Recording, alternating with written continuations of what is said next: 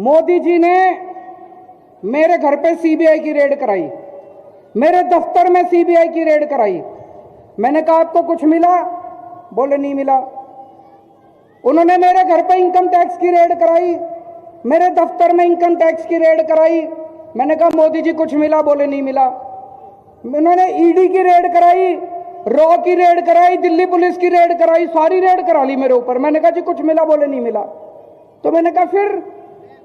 बोले वो एक कवि है, उसके वो बता रहा था कि आप एक कवि है, कोई गाजियाबाद में रहता है कोई कवि, कह रहे वो कवि कह रहा था कि केजरीवाल आतंकवादी है। उसके सपने में आया था, उसके सपने में आया था कि 7 साल पहले मैं उस कवि को ये क्या, वो बच्चे समझ गए। भ्रष्टाचार वो कहते जी उस कवि के सपने में आया था कि 7 साल पहले मैं उस कवि को कह रहा था कि मैं भारत के 2 टुकड़े कर दूंगा और 1 टुकड़े का प्रधानमंत्री मैं बन जाऊंगा।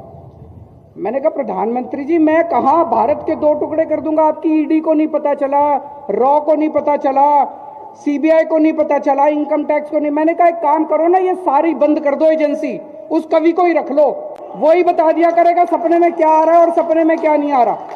ये बंद कर दो, सीबीआई बंद कर दो, रॉ बंद कर दो, ईडी फीडी क्या दुखी कर रखा है दुनिया को, उस कवि को ही रख लो अपने दफ्तर में, वो कवि बता दिया करेगा। तो इन्होंने तमाशा कर रखा है देश की सिक्योरिटी का, इन्होंने कॉमेडी कर रखी है देश की सिक्योरिटी की। जिसको मर्जी देखो आतंकवादी बोल देते हैं।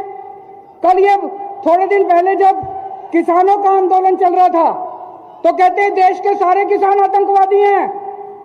मैं उत्तर प्रदेश के किसानों को कहना चाहता हूं, इस बार जब बटन दबाने जाओ इनको बता देना कौन आतंकवादी है, कौन ये आतंकवादी है कि तुम आतंकवादी हो। भारत माता